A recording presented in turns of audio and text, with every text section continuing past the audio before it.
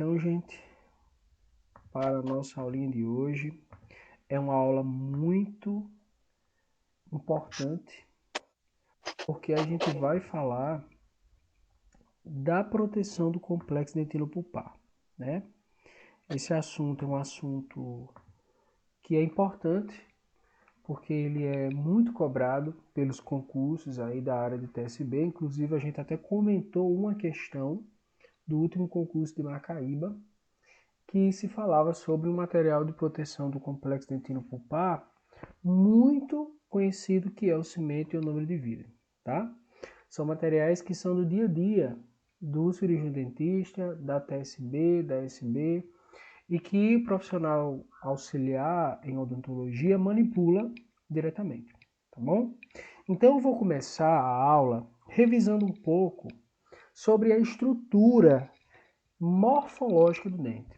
Nós já vimos esses tópicos na disciplina de doenças bucais 1, mas eu vou recapitular como é que nossos dentes são formados, de que eles são formados. Vocês sabem muito bem que a camada mais externa do dente, essa camada translúcida, que é o tecido mais duro do corpo, a gente chama de esmalte, né? E esse esmalte, ele se desenvolve a partir de algumas células. Espera aí, deixa eu ver aqui se está indo. Tá. Esse esmalte não tem colágeno. Por quê? Porque ele é acelular, não tem células, é avascular, não tem vasos, não tem inervação, e ele é composto majoritariamente por essa estrutura de substância altamente mineralizada. Ele é 98 até mais mineralizado, né? Esse é o percentual, principalmente por cristais de hidroxiapatita, tá? Ainda quando o nosso dente está num estágio pré-eruptivo, quando ele ainda não nasceu, né? Quando ele ainda não erupcionou, esse esmalte é formado por essas células aqui, que são os ameloblastos. E após os ameloblastos depositarem a matriz que vai dar origem ao esmalte, eles morrem, tá? Por esse processo da apoptose. E aí deixam de secretar mesmo. O esmalte, diferentemente da dentina, ele uma vez formado e uma vez perdido não se regenera. O que a gente pode fazer é utilizar algumas substâncias auxiliares, como flúor, para criar e para fazer novos cristais de fluorapatita, fazendo com que essa estrutura fique um pouco mais mineralizada e mais fortalecida. Mas, diferentemente da dentina, o esmalte ele não se deposita ao longo da vida, tá? Então esse esmalte ele é translúcido, como nós já falamos, e é considerado o tecido mais duro do corpo humano. Nessa figura vocês veem aqui em branco, ok? E logo abaixo do esmalte nós temos aqui a nossa dentina. A dentina, por sua vez, já tem uma concentração maior de material orgânico. Por exemplo, 20% de fibras colágenas, 13% de água, e 65% aproximadamente da dentina é formada por cristais de hidroxiapatita. Então a dentina, se o esmalte é formado pelos ameloblastos, a dentina é excretada pelos odontoblastos, tá? Nessa figura aqui, se a gente pudesse aumentar e fazer esse corte coronal no dente, a gente vê essa estrutura aqui em vermelho, que é o esmalte, aqui a dentina, e aqui dentro da dentina a gente tem essas estruturazinhas lineares, que são os canalículos dentinários ou túbulos dentinários. E aqui embaixo, aqui nessa parte aqui, já é a polpa, né? A gente consegue ver aqui, por exemplo, um vaso sanguíneo, aqui nessa bolinha, várias células do tecido conjuntivo. E aqui essas células aqui, menorzinhas, empaliçadas, são os odontoblastos. Essas células, diferentemente dos ameloblastos, elas permanecem no nosso dente no decorrer de toda a vida. E são essas células que depositam a matriz que vai dar origem à dentina, tá certo? A dentina tem como unidade morfológica fundamental o túbulo dentinário, também chamado de canalículo dentinário. Vocês já viram isso? Que possui diferenças de sua densidade e profundidade a depender de quão próximos ou distantes estão da câmara pulpar. quanto mais próximos eles estiverem da câmara pulpar, maior a quantidade deles e maior o diâmetro, né? Então eles vão ser mais numerosos e eles vão ter um diâmetro maior. Se eles estiverem perto da câmara pulpar, perto da polpa, quanto mais longe e mais próximo da junção amelodentinária, que vocês vão lembrar bem, que é a junção, né, que fica entre o esmalte e a dentina. Se a gente conseguisse fazer uma imagem aqui, é essa parte mais externa é o esmalte. Abaixo do esmalte a dentina. E essa junção entre o esmalte e a dentina a gente chama de junção amelodentinária, ok? Então, quanto mais próximo da câmara pulpar, que é essa partezinha vermelha que eu estou destacando aqui, quanto mais próximo da polpa, maior vai ser a quantidade desses túbulos e maior o diâmetro deles. Quanto mais longe, quanto mais eles estiverem para cá, ó, perto da junção amelodentinária, menores serão esses túbulos dentinários e por microárea eles também vão estar em menor quantidade, tá certo?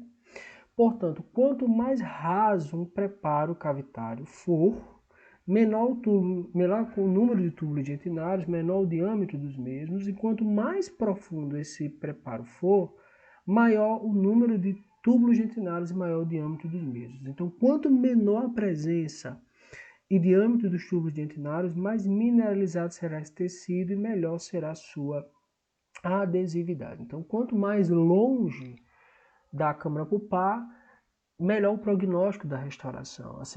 A possibilidade do paciente ter sensibilidade pós-restauração é menor. A adesividade da estrutura dental do material restaurador também é melhor, tá certo? E esses prolongamentos dos odontoblastos, nesses prolongamentos, adentram os prolongamentos dos odontoblastos. Aqui nós temos odontoblastos, que são as células que estão aqui, e dentro desses túbulos, dentro desses canalículos dentinários, esses prolongamentos eles fazem, as células estão aqui, ó, dentro da polpa, e aí elas fazem um caminho, elas têm como se fossem braços longos, digamos assim. Aqui tem o núcleo, aqui seria a polpa e aqui seria a dentina. Então, é como se as células que são os odontoblastos tivessem essas invaginações que entram dentro dos túbulos dentinários, também chamados de canalículos dentinários. E elas são recobertas, né, revestidas por um líquido, por líquidos. E aí entra a questão da teoria fluidodinâmica. É por esse motivo que quando a gente começa a desenvolver o processo carioso, a gente começa a ter essa sensibilidade. Então veja, o processo carioso começa inicialmente no esmalte, né? E aí ele vai assumindo essa configuração com essa pirâmide, com uma base voltada para a superfície externa do dente. Quando ele passa da junção amelodentinária, quando ele chega na dentina, aqui essa cárie começa a se desenvolver, começa a se formar. E nesse momento e nesse estágio acontece algo muito interessante, que é a sensibilidade começa a acontecer. Então o paciente ele começa a sentir dor, ele começa a sentir incômodo, e quanto mais profunda essa cárie estiver da polpa, maior vai ser esse incômodo, tá? Por quê? Por conta dessa teoria hidrodinâmica. Tudo aquilo que é estímulo térmico pode excitar esse fluido dentinário e movimentar esses prolongamentos dos odontoblastos que estão dentro dos canalículos dentinários. E aí o paciente começa a sentir, porque você sabe muito bem que a polpa é o coração do dente. Então aqui a gente tem vaso sanguíneo, que são pequenas arteríolas, vênulas, a gente tem vasos linfáticos, a gente tem células de defesa, a gente tem neurônios aferentes que são responsáveis pela sensibilidade do dente, tá? Então, quanto mais perto a cárie começa a chegar dentro da minha polpa, mais o paciente começa a sentir. É por esse motivo que é necessário realizar a proteção do complexo dentinopulpar, como a gente vai ver mais adiante, tá bom? Então é basicamente assim, ó, eu tenho esses odontoblastos, E aí dentro dos túbulos dentinários eu tenho os prolongamentos dos odontoblastos. Esses odontoblastos, eles são células que têm terminações nervosas. E quando aqui eu tenho um estímulo térmico, pode ser frio ou quente, ou até mesmo o estímulo bacteriano, o ácido produzido pelas bactérias, começa a tocar essa região, a minha polpa começa a sentir, tá bom? Aqui um corte de microscopia eletrônica. E aí, quais são os tipos de dentina, gente? Quando o nosso dentinho nasce, a gente já tem uma dentina que é chamada dentina primária. Essa dentina ela é formada justamente quando o dente é formado. Então, já está presente no momento da erupção dentária. Quando o dente nasce, a gente já tem essa dentina, que é a dentina primária. Existe também a dentina secundária. Essa dentina secundária é a dentina que se deposita ao longo da nossa vida de forma constante. Quanto mais velho o indivíduo for, maior será a quantidade de dentina secundária. Por esse motivo, a polpa de idosos tende a ser atrésica. O que significa isso, gente? Então vamos imaginar que a gente tem um dente, um canino que acabou de erupcionar. Então, esse canino, quando ele erupciona, ele tem só dentina primária. Tá? Então essa camada de dentina primária está lá. Ao longo da vida, o que vai acontecendo? Os nossos odontoblastos, eles vão depositando mais dentina secundária. O que acontece, professor? Eu começo a ter uma polpa mais atrésica. Então veja só, aqui a polpa está bem volumosa, um dente jovem, bem grande, né? E aqui no paciente de um dente idoso, aqui um dente do idoso, a gente vê pelo raio-x, muitas vezes, que a câmara pulpar, os canalículos,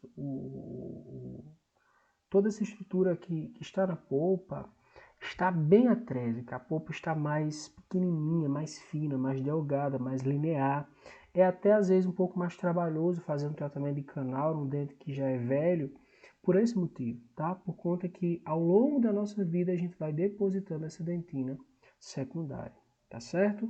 E existe também a dentina chamada de terciária, ou também chamada de dentina reparadora, dentina esclerótica ou reacional, que ela é formada diante de estímulos agressores, como o processo carioso ou sob restaurações como forma de proteção. Então, às vezes você vai trocar uma restauração que está lá, sei lá, 20 anos, uma restauração de amálgama, e quando você remove essa restauração, tem uma parte que está mais escura. Aí, quando você não conhece, você pensa assim, nossa, tem cárie, mas não é cárie. É porque essa dentina terciária aqui, também chamada dentina esclerótica, ela tende a ficar escurecida, né? Até por conta do próprio material que pode ser, por exemplo, o amálgama. Essa dentina terciária, quando o nosso corpo reconhece algum estímulo agressor, o meus odontoblastos vão dizer, epa, alguma coisa não está acontecendo ali. Então ele começa a depositar mais matriz mineralizada para formar dentina naquela região, tá certo? E como a gente já falou também em outras aulas, quando eu tenho uma cárie ativa, cavitada em dentina, quando eu vou fazer o preparo cavitário, eu tenho que remover toda a dentina infectada, que é essa dentina o quê? Superficial.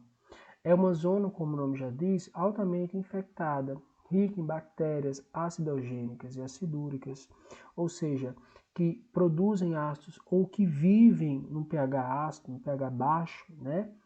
Que geram a total destruição das fibras colágenas e prolongamentos odontoblastos. Não ocorre remineralização nessa dentina infectada. Por isso deve ser removida totalmente durante o preparo. Essa dentina ela sai muito facilmente, ela sai em lascas. Você pega um instrumento manual, como uma colher de dentina, e você passa, parece que você está passando uma manteiga. Por quê? Porque ali já ocorreu total destruição da estrutura dentinária, fibra colágena, material mineralizado, já foi tudo embora. Então a gente sempre tem que remover totalmente essa dentina infectada. Por quê? Porque ela não é passível de remineralização.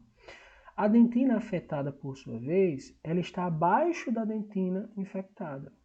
Ela é mais profunda e ela é parcialmente desmineralizada pela ação dos ácidos bacterianos, possuindo fibras colágenas e prolongamentos odontoblastos sadios. Ela é passível de remineralização podendo ser preservado durante o preparo. Então a gente tenta remover o máximo de dentina que puder, sobretudo as paredes circundantes, que são essas paredes que estão aqui, mas eu posso sim deixar um pouco de dentina afetada, por exemplo, na parede de fundo, tá? Quando ela estiver bem resistente ao corte, quando você vê que ela já não está mais tão amolecida e ela já está mais mineralizada, significa que ela ainda é passível de remineralização, tá certo?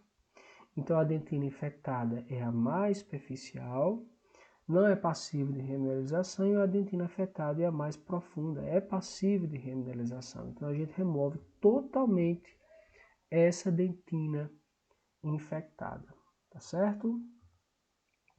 Por que a gente chama de complexo dentino-pulpar ou complexo dentino-polpa? Por quê? Porque a dentina e a polpa, elas formam o que chamamos desse complexo dentina-polpa ou complexo dentino-pulpar. A dentina e a polpa são tratados como tecidos distintos a maioria dos livros de histologia dental, por ser a dentina um tecido conjuntivo duro e a polpa um tecido conjuntivo mole. Entretanto, esses tecidos são embriologicamente, histologicamente e funcionalmente o mesmo tecido. Eles vêm, por exemplo, da camada ectomesenquimária, né, que está lá, a mesoderme, tá? E eles também se comunicam através desses prolongamentos odontoblastos, dos odontoblastos. Então, são tecidos que, mesmo sendo um tecido duro e um tecido conjuntivo mole, estão em íntima comunicação, tá certo? Gente, vocês estão escutando alguma coisa ao fundo, algum barulho ao fundo? Estou escutando só a minha voz.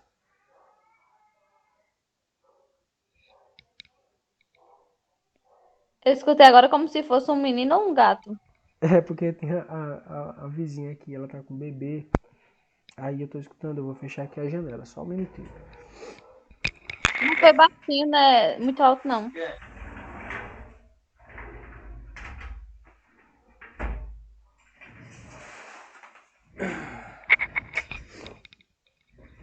Pronto, então vamos lá. Como nós estávamos falando, né? Esse complexo dentinopulpar é considerado um tecido conjuntivo misto. Tem uma parte dura, que é a dentina, e mole, que é a polpa. Só que um depende do outro, né? Por quê?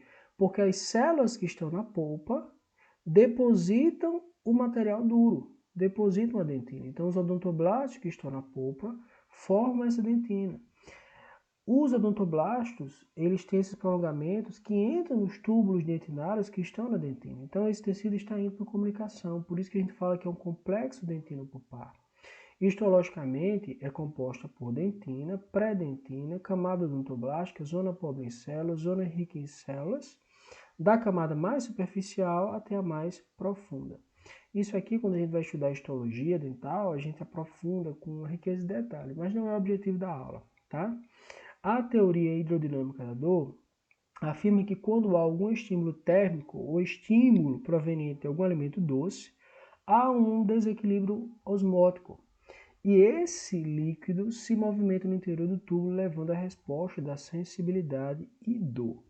Tá? Então a polpa é muito importante, porque ela confere proteção imunológica, reparo, nutrição, indução da formação de dentina, que no caso é a dentina secundária que se deposita ao longo da vida, e também a dentina terciária ou reacional ou esclerótica, que se deposita em processos, né, de agressão contra o nosso dente.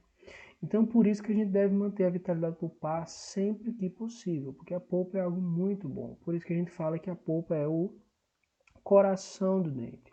O tratamento de canal, o tratamento endodôntico, remove toda a polpa. Remove tanto o que está na câmara pulpar, remove aquilo que está nos canais radiculares, e depois a gente obtura com material termoplástico, com cimento mais ou gutta-percha, geralmente, né, na grande maioria das vezes, mas aquele dente vai ficar desvitalizado. Então tem aquela dúvida que o pessoal diz, professor, o dente de canal ele fica mais frágil?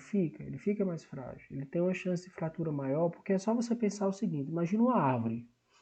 Aí você imagina uma árvore seca e uma árvore que tem vida. Né? Você imagina um galho seco e um galho que está com a sua seiva, né? O que é mais fácil de quebrar?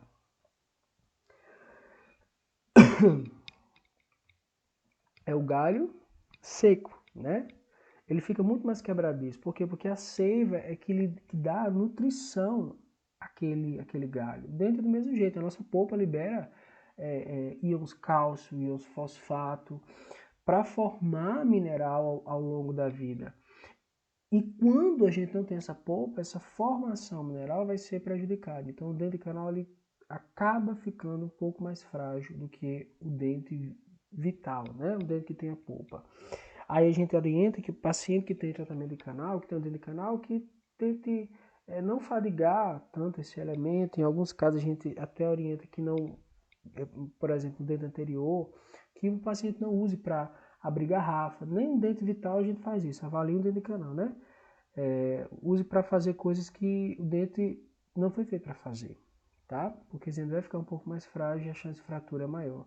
E quanto maior for o preparo, quanto mais esse dente, quanto maior a quantidade de material restaurador, obturador que ele tiver internamente, isso também aumenta a chance de fratura. O que é que pode causar alterações pulpares? O que é que pode ocasionar, por exemplo, lesões da nossa polpa? As próprias bactérias, que são a principal causa de perda dentária por conta da cárie, né? As toxinas e enzimas associadas à cárie, quando na formação de ácidos produzidos pelas bactérias presentes no processo carioso. Então, gente, IT vem de inflamação, vocês também já sabem isso, né? E quando a gente fala de inflamação, a gente fala dos sinais cardinais de inflamação, os sinais flogísticos, ou sinais cardinais de Celsius, que é o dor, calor, edema, né? Que é o aumento de volume, tumor. A gente tem o rubor, que é a vermelhidão, e a perda da função. Então, você imagina isso dentro de um tecido confinado. Então, quando a minha polpa está inflamada, ocorre o que a gente chama de pulpite,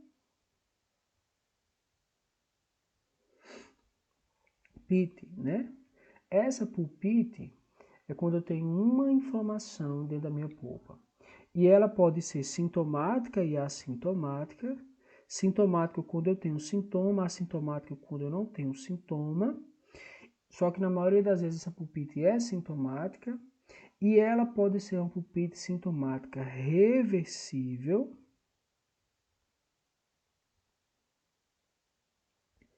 como vocês já viram também, e ela pode ser uma pulpite sintomática irreversível.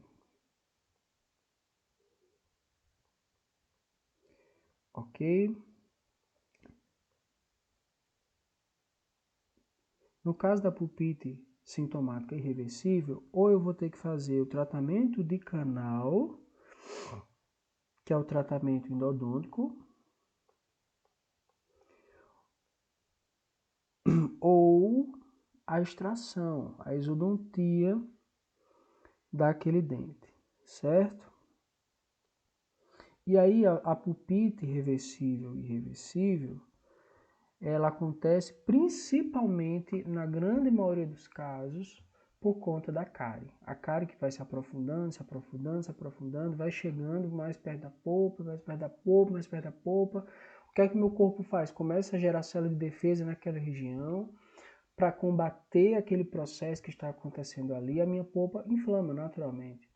E aí a pulpite reversível, por exemplo, a gente consegue diferenciar por conta da sintomatologia. A pulpite reversível, ela é mais sensível ao frio. A pulpite reversível, ela tem uma dor que é provocada. Então, o paciente diz assim, olha, só dói quando eu como isso, quando eu como frio, quando eu como quente, ou quando eu como doce, aí lateja, lateja, lateja, eu passo um remédio, eu tomo um remédio e passa. A pulpite reversível não, a pulpite reversível, a dor é espontânea, ela começa do nada. Quando o paciente se deita, né, por conta da irrigação cefálica, mais sangue vai para a cabeça, a dor piora, então é muito comum piorar à noite, né, essa dor. É uma dor que, como eu já falei, é espontânea, ela começa do nada, ela fica ali ad eterno, é uma dor que muitas das vezes não passa com analgésicos, com anti-inflamatórios, é uma dor lacinante, contínua, pulsátil, porque já é um grau de inflamação que gera uma lesão do tipo irreversível, a pulpa não vai mais se regenerar. Nesse caso aí, a gente tem que fazer o tratamento de canal ou exodontia.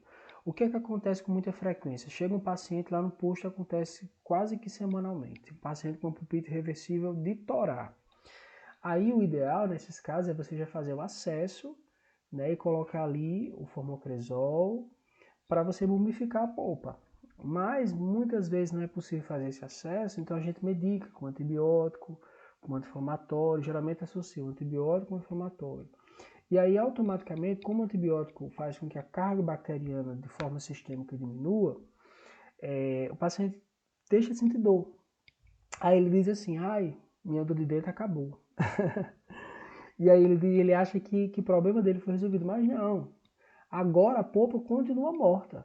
Só que nesse momento, essa pulpite irreversível vai progredir e vai gerar uma necrose pulpar. A polpa vai morrer completamente, né? E aí quando o dente necrosa, as bactérias que estão dentro da polpa vão para a região do periápice do dente. Aí nesse caso, forma-se o abscesso, né? O abscesso que começa a ficar em evolução, e aí depois ele aumenta de tamanho, né? Pode gerar tanto o abscesso como a celulite, mas o mais comum é o abscesso. E aí depois o paciente vai ter que fazer o tratamento de canal e exodontia de todo jeito. Então a gente sempre explica para ele que o remédio vai tratar a dor, mas não vai tratar a causa, que ele vai precisar dar seguimento ao tratamento. Então, quais são os principais fatores de agressão da pulpa? O principal, os bacterianos, mas também tem os fisiológicos. Ao longo da idade, formação de dentina secundária diminui o volume da câmara pulpar. Os físicos, por exemplo, durante o preparo cavitário, é muito importante que a gente faça um preparo cavitário fazendo com que a polpa fique íntegra. Eu não posso, por exemplo, aquecer a minha polpa, porque se eu pegar uma caneta de alta, que não é o ideal, para remover o tecido cariado, o ideal é uma broca esférica em baixa rotação. Só que na prática o que acontece geralmente é uma ponte diamantada em alta rotação. Essa caneta de alta rotação tem que ser refrigerada, tem que sair água dela, porque senão ela vai fritar a polpa. A minha polpa vai ficar super aquecida e aí depois o paciente ele pode estar anestesiado, mas se existe um limiar ali de temperatura, se eu atingir uma temperatura muito alta ali, eu posso necrosar aquela polpa. E depois o paciente vai ter que fazer um tratamento endodôntico ou exodontia. E os fatores químicos que são provocados pelo material restaurador. A depender do material, por exemplo, uma cavidade muito, muito profunda, eu não posso pegar o ácido fosfórico, não posso pegar a resina e colocar ali direto em cima da minha polpa, porque vai causar um dano ali, tá? Por isso que muitas vezes eu preciso fazer a proteção desse complexo dentino-pulpar, tá? E aqui a gente entra no coração da aula, que é justamente a proteção do complexo dentino-pulpar. Essa proteção do complexo dentino-pulpar ou dentina-polpa, ou apenas proteção pulpar, consiste justamente na técnica clínica que o objetivo é proteger e garantir a integridade pulpar, a integridade da minha polpa. Como nós já falamos, para que esses fatores químicos, esses agentes químicos, que podem ser o próprio material restaurador, não interajam e danifiquem a minha polpa. Para isso, eu utilizo materiais protetores, chamados didaticamente de materiais de forramento dentário, né? Os mais utilizados atualmente na prática clínica são o hidróxido de cálcio, na forma de pó, que é o hidróxido de cálcio pró-análise, PA, ou o hidróxido de cálcio na forma de pasta de hidróxido de cálcio, ou o hidróxido de cálcio na forma de cimento, que é o cimento de hidróxido de cálcio, e também o cimento de ionômero de vidro, como nós vamos ver mais adiante, tá certo? Então, antes da confecção da restauração definitiva, a depender da profundidade do preparo, como nós já vimos também, é necessário realizar a proteção pulpar. E aí a gente, para isso, precisa entender e classificar a profundidade das cavidades, como a gente também já viu na primeira aula, imaginando a junção amelo-dentinária e a câmara pulpar. Nós dividimos essa distância em cavidade rasa, média, profunda e muito profunda. A cavidade rasa, como a gente consegue ver aqui, né, nessa imagem, elas são cavidades confinadas em esmalte, ou seja, que não passaram, não chegaram ainda na dentina, ou ultrapassando 0,5 a 1 milímetro da junção amelo-dentinária, como a gente consegue ver aqui, tá? Então, essa cavidade rasa, ela pode estar confinada somente no esmalte, ou ela pode passar aí um pouquinho da junção amelo-dentinária, que é justamente essa junção entre a dentina e o esmalte, certo? Aí eu tenho também a cavidade média, cavidades com 1 milímetro ou mais de dentina remanescente entre o assoalho e a polpa. O assoalho, como a gente consegue ver, gente, é o chão, tá certo? É o chão do preparo. E o teto da câmara pulpar é isso aqui, ó. E essas regiões aqui, que são mais abauladas, que são mais projetadas, a gente chama de corno pulpar. Não é corno que a gente está pensando agora do corno que levou Gaia. Corno por quê? Porque é como se fosse um chifrezinho. Eu não sei se tem uma relação com o dito popular, né? É como diz João Grilo, só sei que é assim. A gente chama de corno pulpar, que é essa regiãozinha em que a polpa se projeta nessa projeção mais abaulada, tá certo? E aí, a cavidade profunda são cavidades com até 0,5 milímetros de dentina remanescente entre o assoalho, ou seja, entre o chão do preparo e a polpa.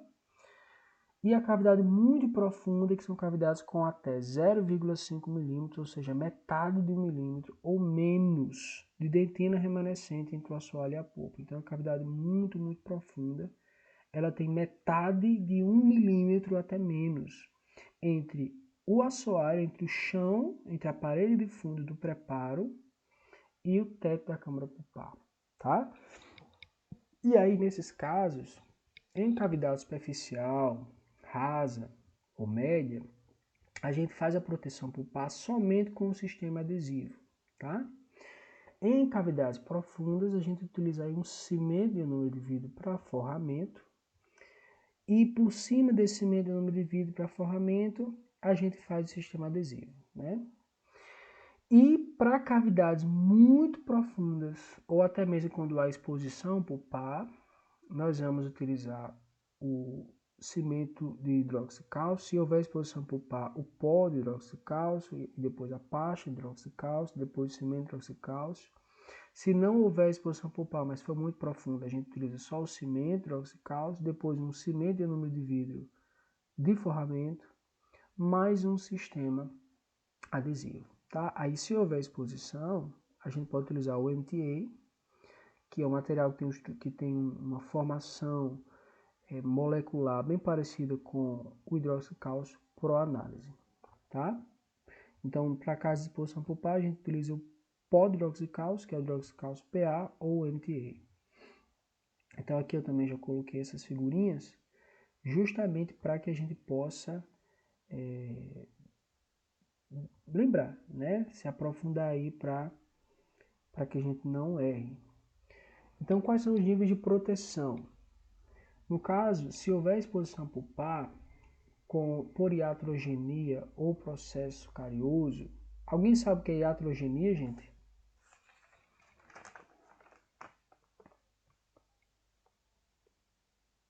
Não. Eu acho até que eu já tinha falado com vocês, iatrogenia seria um dano causado pelo profissional. Então, a iatrogenia é uma espécie de erro médico, tá? Exemplo, uma vez eu vi na faculdade um caso de uma paciente que ela era uma paciente idosa e o aluno foi fazer uma remoção de tecido cariado com uma ponte diamantada em alta rotação, a paciente estava anestesiada e de repente ele não teve cuidado ali, não se ligou e atingiu a polpa da paciente. Ocorreu uma exposição pulpar. Como a paciente estava anestesiada, ela não ia sentir nada, né? E aí foi um erro, né? Porque inicialmente não era para ele ter atingido a polpa. Aí a gente chama de iatrogenia. Aí tem as modalidades da culpa, né? Que é negligência, imperícia, imprudência. Isso aí não é uma coisa dolosa, é uma coisa culpada, né? Porque não há intenção de causar aquele dano. E foi necessário depois fazer o tratamento de canal daquele dente, era um canino, tá? E só que o que causa exposição pulpar mais comumente é o processo carioso, tá certo? Aí a gente precisa entender que no processo carioso, às vezes a cárie, ela não atingiu ainda a polpa, mas ela está bem profunda. Aí no momento que a gente vai fazer a remoção daquele tecido cariado, a gente acaba fazendo essa exposição pulpar, tá? Mas às vezes essa exposição pulpar ela é intencional. Às vezes o clínico ele sabe que vai expor a polpa, mas ele faz isso por quê? Porque depois ele vai fazer um capeamento direto. Se teve exposição pulpar, o material de proteção vai ficar em contato direto com a polpa. E isso nós chamamos de capeamento o quê? Direto. É só você pensar no asfalto, né? Que a gente vê o capeamento, diz, fulano prefeito vai capear aquela rua, vai asfaltar, né? Colocar asfalto em cima daquela estrutura de paralelepípedos. Então nós devemos utilizar, nesse caso, um material biocompatível, que é o hidróxido de cálcio. Então, gente, quando eu tenho exposição pulpar, minha polpa está exposta, eu não posso colocar de jeito nenhum a resina composta, um amálgama. Eu não posso utilizar um cimento no de vidro. O único material, os dois únicos, na verdade, que eu posso utilizar para exposição pulpar, que eu posso colocar em cima da minha polpa, é o hidróxido de cálcio ou o MTA, tá certo? Que tem essa sigla aqui, o MTA. Pequenas exposições acidentais podem acontecer, mas nem tudo está perdido. Nós vamos fazer escapeamento direto. Em alguns casos, a gente faz uma curetagem. Quando a polpa às vezes já está exposta, a gente abre mais um pouquinho com a broca esférica, remove o tecido pulpar só superficialmente, a gente pega uma colher de dentina estéril, afiada, e a gente consegue remover 2 a 3 milímetros da polpa coronária, que é a polpa que está onde? Na câmara pulpar, a polpa que está na coroa. E a gente vai lá, pega a colher de dentina e tira um pouco dessa polpa coronária. E a gente faz isso em pequenas exposições por cáries. E existe também, em casos mais severos, o que a gente chama de pulpotomia, que é a retirada da polpa coronária, de toda a polpa coronária. A polpa coronária, lembre bem, é aquela polpa que está onde? Na coroa.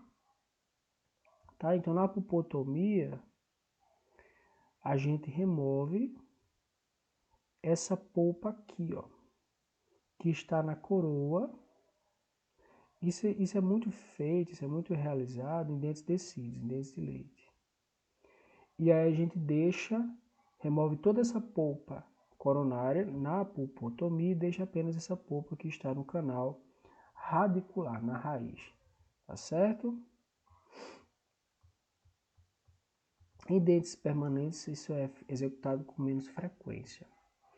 E aí, se não houve exposição pulpar, se a minha polpa não foi exposta, eu posso realizar o tratamento expectante.